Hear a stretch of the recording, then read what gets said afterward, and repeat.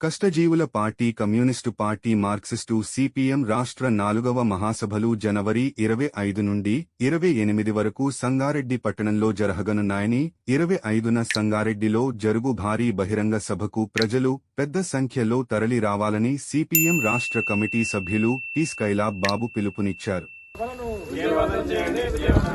जिंदाबाद सीपीएम जिंदाबाद जिंदाबाद जिंदाबाद सीपीएम जिंदाबाद जिंदाबाद విజయవంతం చేయండి సిపిఎం రాష్ట్ర మహాసభలను విజయవంతం చేయండి.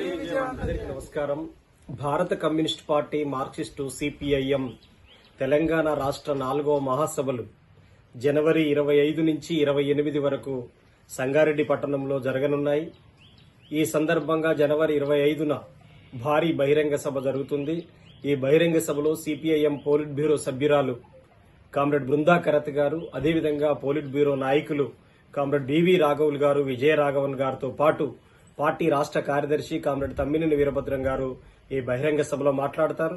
రాష్ట్రంలో 33 జిల్లాలకి కష్టజీవుల తరపున ప్రాతినిధ్యం వహిస్తున్నటువంటి 658 మంది ప్రతినిధులు, పరిశీలకులు ఈ మహాసభల్లో పాల్గొనబోతున్నారు. ప్రధానంగా గడిచిన 3 సంవత్సరాల కాలంలో సిపిఐఎం తెలంగాణ రాష్ట్రంలో నిర్మించిన ప్రజా ఉద్యమాలు, వాటిలో వచ్చినటువంటి విజయాలు, జరిగిన మిస్టేక్, వీటన్నిటి ఆధారంగా రేపు రాబోయేటువంటి రోజులలో భవిష్యత్ పోరాట కార్యాచరణని ఈ మహాసభల్లో రూపొందించుకోబోతున్నాం. ప్రధానంగా ఈ రాష్ట్రంలో గత ఏడాది కిందట ఏర్పడినటువంటి కాంగ్రెస్ ప్రభుత్వం 6 గ్యారంటీల్ని ఈ రాష్ట్ర ప్రజలకి వాగ్దానం చేసింది.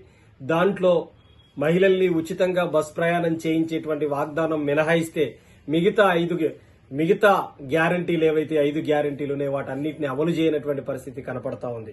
అందుకని రాష్ట్రంలో రైతాంగం తరపున, కార్మిక వర్గం తరపున, అలాగే వ్యవసాయ కూలీల తరపున పోట్లాడేటువంటి పార్టీగా, వాళ్ళ హక్కుల సాధన కోసం కథం తొక్కేటువంటి పార్టీగా రేపు భవిష్యత్ కార్యాచరణని మహాసభల్లో చర్చించబోతా ఉన్నాం. ఈ రోజు రైతు రుణమాఫీ విషయం గాని, అట్లాగే రైతు బీమాకు సంబంధించిన విషయం గాని, అట్లాగే రైతు పంట యొక్క గిట్టుబాటు ధర విషయాన్ని ఈ మహాసభల్లో చర్చించబోతున్నాం. అదేవిధంగా ఈరోజు రాష్ట్ర ప్రభుత్వం కేంద్రంలో ఉన్నటువంటి బీజేపీతో పోట్లాడటానికి పత్రికా ప్రకటనల వరకే పరిమితం అవుతుందా?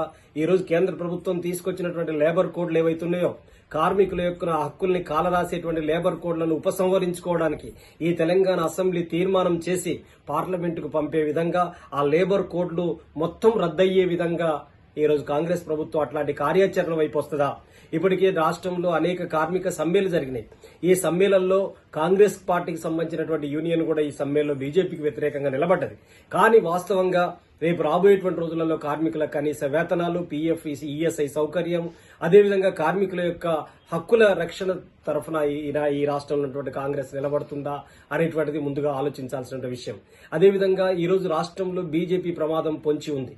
ఇప్పటికే జాతీయ గ్రామీణ ఉపాధి హామీ చట్టాన్ని నిర్వీర్యం చేసేటువంటి పనికి ఒడిగట్టింది బీజేపీ. ఎందుకంటే బడ్జెట్ తగ్గించడం, పని దినాలు కుదించడం, పట్టణ ప్రాంతాల్లో కూడా పని దినాలు కల్పిస్తామని చెప్పినటువంటి మాట నీరుగార్చడం, ఇట్లాంటి అనేక విషయాల్ని దృష్టిలో పెట్టుకుంటున్నప్పుడు కార్మికులకు, అట్టడుగు వ్యవసాయ కూలీలకు అందిస్తున్నటువంటి పని దినాల్ని, వాళ్ళ నోటికాడి బుక్కను లాగేసేటువంటి పని వాళ్ళ బీజేపీ సర్కార్ ప్రయత్నాలు చేస్తుంది. దీనికి వ్యతిరేకంగా కాంగ్రెస్ ఒక సెక్యులర్ పార్టీ అని చెబుతున్నప్పుడు అటువైపు అడుగులేస్తుందా ఏదా అనేటువంటి విషయాలను కూడా ఈ రాష్ట్ర ప్రజానికం ఆలోచించాల్సిన అవసరం ఉంది. అంతేకాదు, కేంద్రంలో ఉన్నటువంటి బీజేపీ సర్కార్ ఈరోజు ప్రభుత్వ రంగ సంస్థలన్నింటినీ కూడా కారుచౌకగా అమ్మేస్తున్నది. అదేవిధంగా అట్టడుగు వర్గాలకు అందిస్తున్న రిజర్వేషన్లు లేకుండా చేయాలని చెప్పేసి ప్రయత్నం చేస్తున్నది. సామాజిక న్యాయాన్ని సమాధి చేస్తున్నది. ఈరోజు కేంద్రంలో వచ్చినటువంటి బీజేపీ సర్కారు కొత్త న్యాయ చట్టాల పేరిట ఈరోజు అనేక మందిని అక్రమంగా జైలు పాలు చేసేటువంటి పనులు చేస్తుంది. చిన్న చిన్న ప్రజా ఉద్యమాలు జరిగినప్పటికీ అనేక పెద్ద కేసులు పెట్టి ఇవాళ జైళ్లలో నిర్బంధించేటువంటి కుట్రలకు, కుతంత్రాలకు ఒడిగడుతుంది. ఒకవైపున దేశంలో మొత్తం దేశ ప్రజలందరి ఆస్తుల్ని కాజేసి పన్ను ఎగవేతదారులకు రాయితీలు, సంక్షేమాలు ఇస్తూ, అదేవిధంగా ప్రజల తరపున, కష్టజీవుల తరపున, కార్మిక వర్గం తరపున పోట్లాడుతున్నటువంటి వాళ్ళను మాత్రం జైళ్లలో బంధించేటువంటి కుట్రలు, కుతంత్రాలు చేస్తా ఉంది. అదేవిధంగా అట్టడుగు తరగతులు ఉన్నటువంటి ఈరోజు బీసీ కులగణను సిపిఎం పార్టీ సంపూర్ణంగా స్వాగతించింది. ఆ పనిని రాష్ట్ర ప్రభుత్వం తీసుకొస్తా అని చెప్పేసి మాట్లాడింది. ఆ ప్రక్రియ ముందుకు తీసుకెళ్తా ఉంది. కానీ కేంద్రంలో బీజేపీ సర్కార్ కుల గణనని ఎందుకు వ్యతిరేకిస్తుంది? ఎవరి తరపున ఈ ప్రతినిధిగా నిలబడ్డది బీజేపీ? అట్టడుగు వర్గాల తరపున నిలబడ్డదా? ఈరోజు ఆధిపత్య కులాల తరపున నిలబడుతుందా బీజేపీ అనేటువంటిది రాష్ట్ర ప్రజలు ఆలోచించాలని చెప్పేసి కోరుతా ఉన్నాను. అదేవిధంగా రాష్ట్రంలో దేశంలో జమిలీ ఎన్నికల విధానాన్ని తీసుకొస్తున్నటువంటి పార్టీ ఈరోజు జమిలీ ఎన్నికల ద్వారా ఖర్చు తగ్గుతుందని చెప్పేసి, లేకపోతే ఈ దేశంలో ఒకే ఎన్నిక, ఒకే పన్ను, ఒకే భాష, ఒకే పద్ధతి ఉండాలనేటువంటిది అంశాలు ముందుకు తీసుకొస్తుంది బీజేపీ పార్టీ. కానీ జమిలీ ఎన్నికల వల్ల ఈ దేశంలో నియంతృత్వాన్ని మళ్లీ పెంపొందించే వైపు కూడా అడుగులేస్తా ఉంది. అదేవిధంగా రాష్ట్రాల హక్కుల్ని హరించే విధంగా అడుగులేస్తా ఉంది. వీటన్నిటిని తిప్పికొట్టేటువంటి అనేక విషయాల్ని రేపు మహాసభలో చర్చించబోతున్నాం. రాష్ట్రానికి బీజేపీ గండం పొంచి ఉన్నది. బీజేపీ మతోన్మాద దుష్ప్రభావాలు ఈ రాష్ట్రం మీద ప్రవహిస్తా ఉన్నాయి. వీటన్నిటిని ఎదుర్కోవాలంటే ఈ రాష్ట్రాన్ని వీర తెలంగాణ రైతాంగ సాయుధ పోరాటం నడిచినటువంటి గడ్డగా ఈ గడ్డ ఉంది. ఈ గడ్డ మీద ఇట్లాంటి మతోన్మాదుల యొక్క పాచికలు చెల్లవు అనేటువంటి పద్ధతులలో రాష్ట్ర ప్రజల్ని సమాయత్తం చేయడానికి ఈ మహాసభలు జరగబోతున్నాయి. అందుకనే ఈ రాష్ట్ర ప్రజలందరి తరపున చర్చించబోయేటువంటి ఈ మహాసభల్ని జయప్రదం చేయాలని చెప్పేసి రేపు రాబోయేటువంటి రోజులలో సిపిఎం నిర్వహించబోయేటువంటి ప్రత్యక్ష కార్యాచరణ పోరాటాల్లో ఈ రాష్ట్ర ప్రజలు ప్రత్యక్ష భాగస్వాములు కావాలని చెప్పి సిపిఎం తెలంగాణ రాష్ట్ర కమిటీ తరఫున అందరికీ విజ్ఞప్తి చేస్తున్నాను.